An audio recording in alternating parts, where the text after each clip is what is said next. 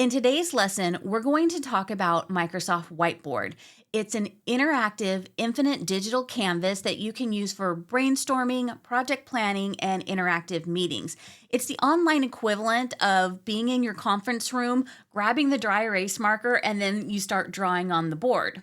Now, the app is commonly associated with Microsoft Teams because you can pin it to the top of a Teams channel, into a chat, or into a Teams meeting. But it also has a standalone application where you can go and create your own board at any time and then choose to share it with people later, whether they're in Teams or not. I have navigated to my fake Teams account in my demonstration environment and selected the document management channel in the demonstration team. In the horizontal toolbar at the top, you will see a plus icon. This is used to add tabs to the channel. The tabs can be loop pages, documents, or apps. In this case, we will add an app. Click on the plus icon and then select Apps from the drop-down menu. A dialog box will appear and you will see a list of apps your company has approved for use. The section at the top are the Microsoft apps. In this example, Whiteboard is the first one on my list because I've been using it a lot recently. But if you don't see it, you can click the See All button for the full list of Microsoft apps that your company has approved. If you select the app, you will be prompted to give your board a name, and then it will be added as a tab to the top of your channel. Adding a board to a chat has the same steps. So I'm going to switch to a chat with Alex and click Add a Tab. And this time I'm just going to select Whiteboard as the first option on the list. When I add the board, only Alex and I will see it by default, but it can be shared with others and we will look at that later. Now we're going to navigate to the Teams calendar and look at how to find a meeting whiteboard. I created a sample meeting for Thursday, and all I did was add the attendees and give it a title. No extra steps were taken yet. When I open the invite, I will go to the chat button, and at the top of the chat pane, Meeting Whiteboard was automatically added when the meeting was created. To show you how to access it during a meeting, I'm going to join this fake meeting. On the upper right-hand side of the screen, you will click on the Share button and then select Whiteboard. By default, the board associated with the meeting that was automatically created will appear as the screen share. However, you can click the Home button on the left-hand side of the toolbar and look for any other boards you may have created. Now, as I mentioned earlier, you can use Whiteboard even if you're not in Teams. To do that, we're going to go to the Microsoft 365 homepage. In the navigation menu on the left-hand side, click Apps. Then you will select All Apps. From the alphabetized list, select Whiteboard. Here you will find all of the boards that you have access to. If you click All My Whiteboards, you will go to OneDrive because that is where Microsoft saves all of the whiteboard data and the information that supports it. From the Whiteboard homepage, you can create a new board that is not associated with a team, channel, chat, or meeting. Let's click on New Whiteboard to start one from scratch. The first thing you will see is the Templates dialog box. From here, you can look through some options provided by Microsoft or start with a blank canvas. After you create your first board, you can save it as a personal template, which you can use to jumpstart future projects. The templates are organized by categories, so let's look at a few examples. Under brainstorming, you could add packets of sticky notes or a mood board. Under the problem-solving category, you could add the 5 whys gap analysis. If we switch to design and research, you could create a storyboard. Now we're going to jump to the project planning section, which has a lot of popular templates such as jobs to be done or the daily stand-up or tracking your tasks for a project on a Kanban board. There's several here that you can choose from. Now, when you hover your mouse over a specific template, you can preview it and get an idea of what the template's going to look like and a short description. In the upper right corner of this dialog box, you'll see the left and right arrows that allows you to scroll through the different templates in this particular category until you find one that you want to use. If you like a particular template, all you have to do is click Use this template. In this example, I chose the project kickoff template, and then a box appears, and all you have to do is left click your mouse on the canvas to place the template on the board. Any of the elements that are within the template can be modified or removed. Additionally, you can add more shapes, texts, links to files, etc. I think templates are useful to get started, but I usually modify them to fit whatever scenario I'm working with. For example, I might replace the description with instructions to my team on how to use the information contained on this whiteboard. Now, before we dive into the options for designing the whiteboard, let's look at the toolbar at the top. On the left-hand side of the screen is the name of the whiteboard. This one is generically called whiteboard because I just created it and have not given it a name yet. Click the drop-down next to the name, and in the box type in your board's name. In this example, I'm going to call mine Project Midnight Storm. Then press Enter on the keyboard or click the check mark to accept the change. Moving to the right side of the screen, there is a timer option. It is your basic stopwatch functionality that is useful when collaborating in a meeting. This allows you to give people a task and then set a timer. The default is 5 minutes, but you can adjust it to a maximum of 99 minutes. The next icon over is Follow Me. This feature allows a presenter to guide the participants' view around the whiteboard canvas, ensuring everyone sees what the presenter is looking at. So when this is selected, everyone's screen is automatically going to synchronize to what the presenter is doing as they move around on the canvas, including zoom and pan. Next, we have the presence icons, which lets you know who is currently viewing the whiteboard. In this example, that would be Adele and myself. Then we have Share. This brings up the standard sharing dialog box that lets you give permission for others to edit or view the whiteboard. Depending on how your company sets the default sharing, you may want to check the settings to see who has access. So let's click on this little gear icon towards the bottom of the dialog box. In this case, you will notice that the default setting for my test environment is everyone in the company can see and edit this board. You can change it to share with specific people. In most cases, I recommend that you do this so that you don't overshare details that may not be appropriate for everyone to see.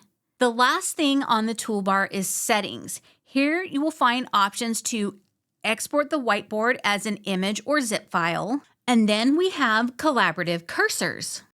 And that was the large mouse icon that had my name on it when we looked at the Follow Me option.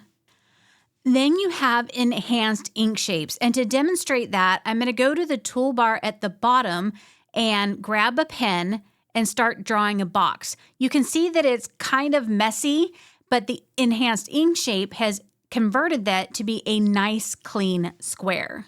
Pretty much any shape that you want to draw freehand, the enhanced ink shapes can clean them up for you. Now, if we go back to the settings, the next thing we have is authors.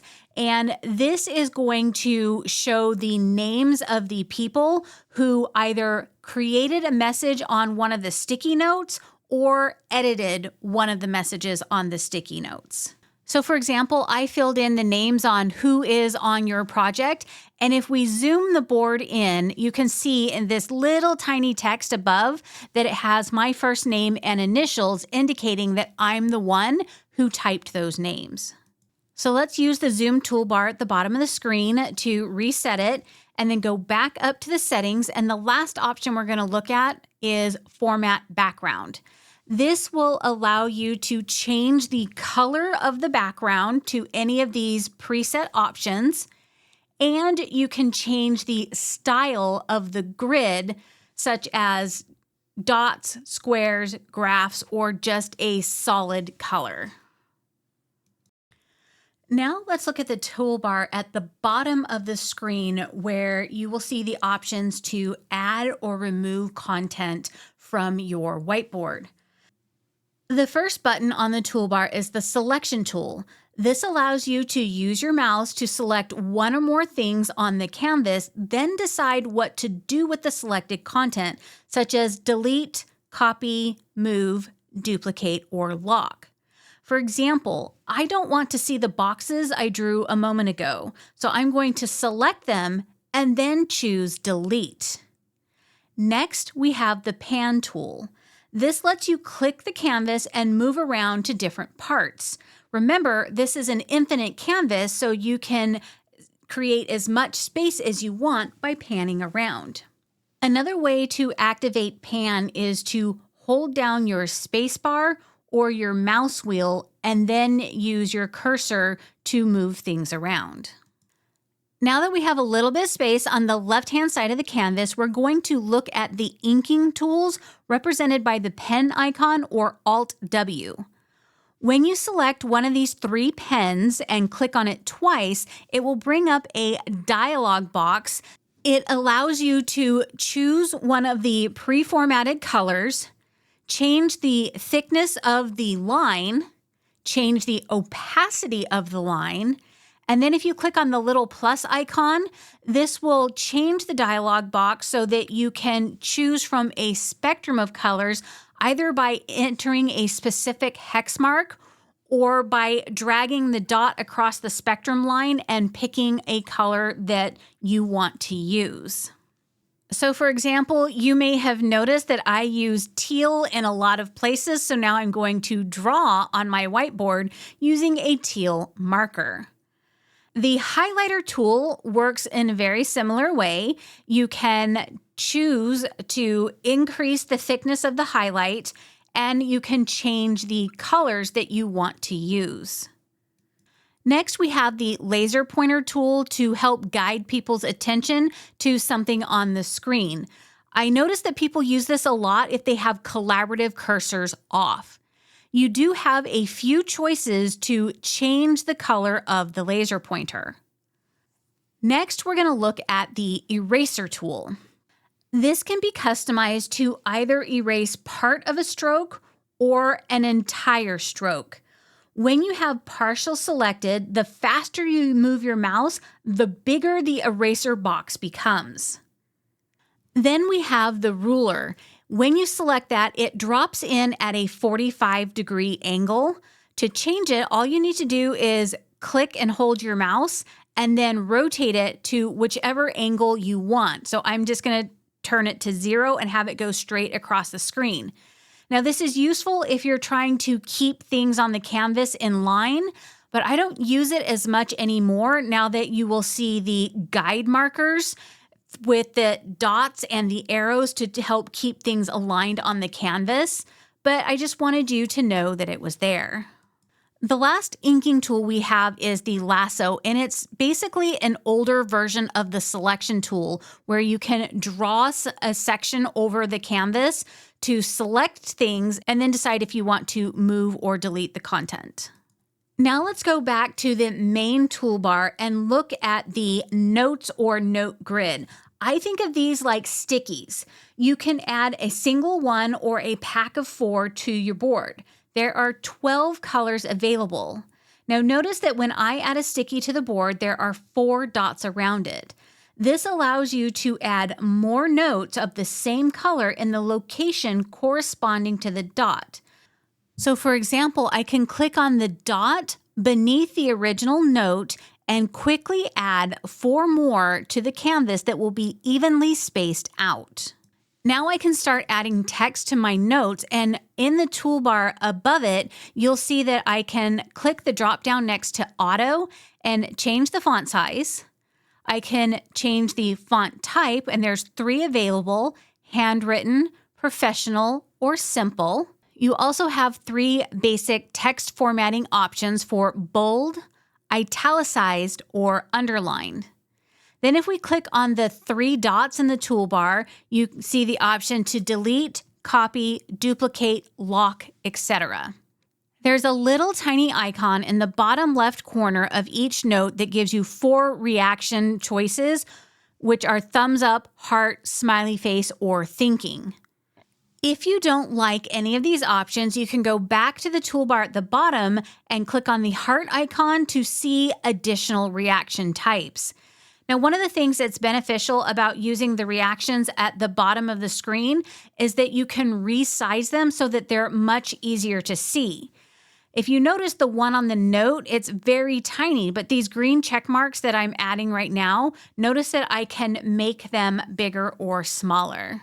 And the other thing I want you to notice is the blue dotted lines and the arrows that are helping me to keep things equally spaced and sized on the canvas. Now let's look at the new comment feature.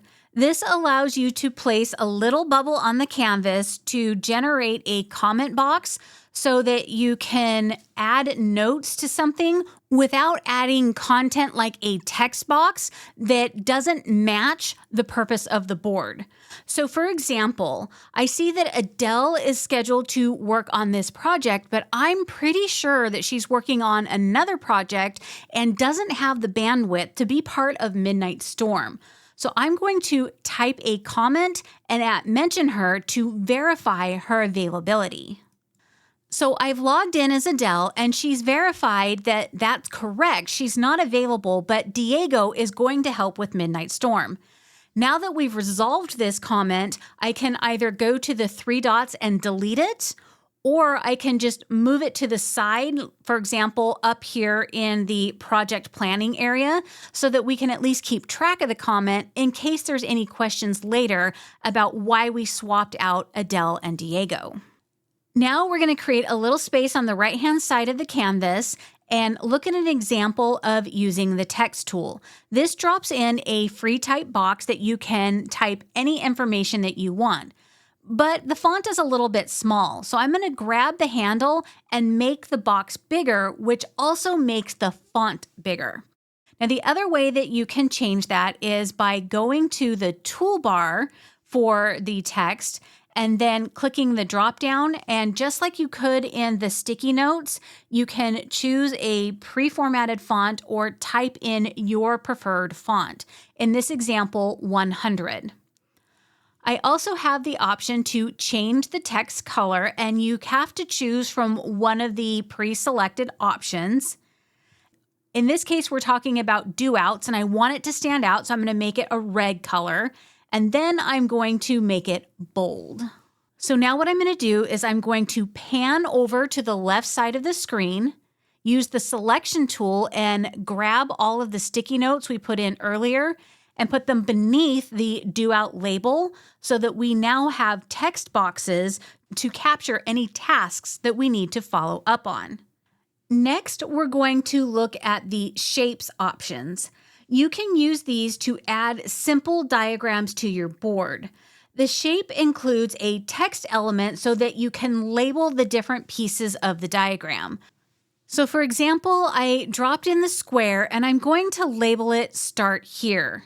Then I'm going to go back to the toolbar and grab the diamond shape and add that to my pretend diagram. Now we're going to go and look at the connectors, and we have 3 options. So first, I'm going to add the straight connector. And notice that when I have that selected, there's little dots around the shape.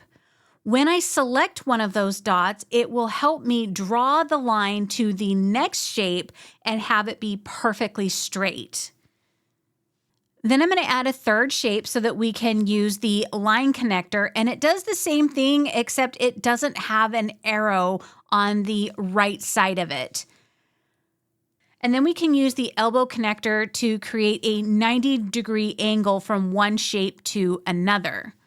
Now, you might notice that we have very limited options here, And these aren't meant to replace tools like Visio to create complex diagrams, but they're good enough for simple diagrams when you are brainstorming or working on a project board.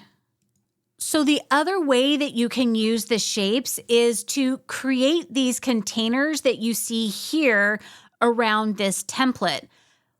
The person who created the template, basically what they did is they grabbed a rectangle and then they changed the color to be no fill so that all you see is the outline. And then they just put the box around the content that they wanted to create a container for. It may look like we're done with our options, but there's a few more things hidden behind the 3 dots for more options. Now, the first thing we're going to do is go back to templates. This is where you can come back to the dialog box we saw at the very beginning and either select another template or create one of your own. So in this example, let's say that I want a way to capture the progress for the tasks associated with this project. A Kanban board is a good way to do that because what it does is it creates an area where you can see what you need to work on, known as a backlog, what you're currently working on, in progress, and what is complete. Before I customize this board anymore, let's say that we've decided this is a good template that we would like to use for every project that we kick off. What I can do is I can go back to the 3 dots for more options, select templates, and then select My Templates. From here, I can click on Create New Template, and then give it a new name, and then save it. So then the next time that I want to create a new project, what I could do is I could go to My Templates and select the one that we just created. And then that gives me a jump start on this project without having to go in and add all of these elements all over again. Let's go back to Midnight Storm and continue customizing that board. Now we're going to look at the image option. This allows you to upload images from your computer, such as a logo or reference files. You can also search for images on the internet. Now, in this example, I'm just going to generically find something that represents an office environment, but you would choose things that are relevant to the project that you're working on. Let's go back to the 3-dot menu and select Documents. This lets you add a PDF or PowerPoint as an image on your canvas. When you select this, a floating dialog box will appear, and this is where you can select files from your OneDrive, SharePoint, or Teams. Now, if you don't have the document that you're looking for in one of those locations, you can also upload a document from your computer. When you upload a file, it will automatically go to the My Files section of your OneDrive. So in this example, I uploaded a PowerPoint file, and when I select it, each slide is going to be an individual image that I can choose to add either all of them or just specific ones to the whiteboard. The next option we have is links, and this is what you can use to grab a link for a Word or Excel file in SharePoint, OneDrive, or Teams, and then insert a thumbnail for that file onto your board. So in this case, I inserted a Word file, and if we zoom in on the thumbnail, you'll see this little blue link that is the name of the file.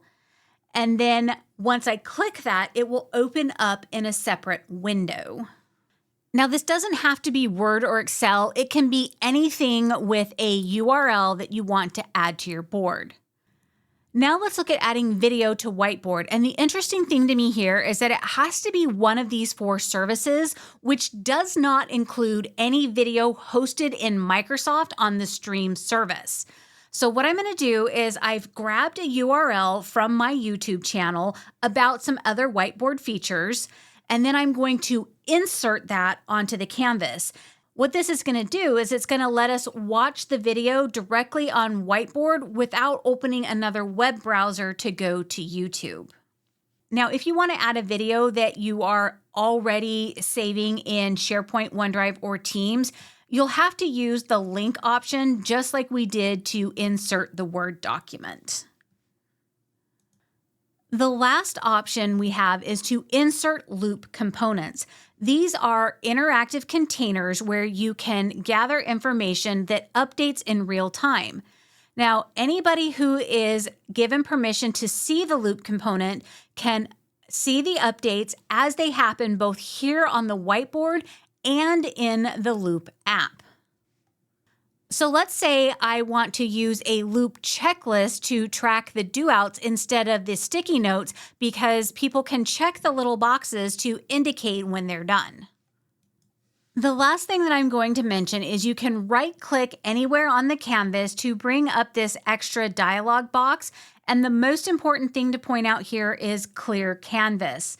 This allows you to delete absolutely everything on the board without having to individually select things. When you select that, you will get a warning dialog box so that you don't accidentally delete things with a misclick. So that's everything you need to know to get started with Microsoft Whiteboard. I encourage you to go check it out and play with some of the templates so that you can get a feel for how it can help you in your business processes so that you can collaborate more efficiently and be more productive. Thank you for watching, and I'll see you in the next video.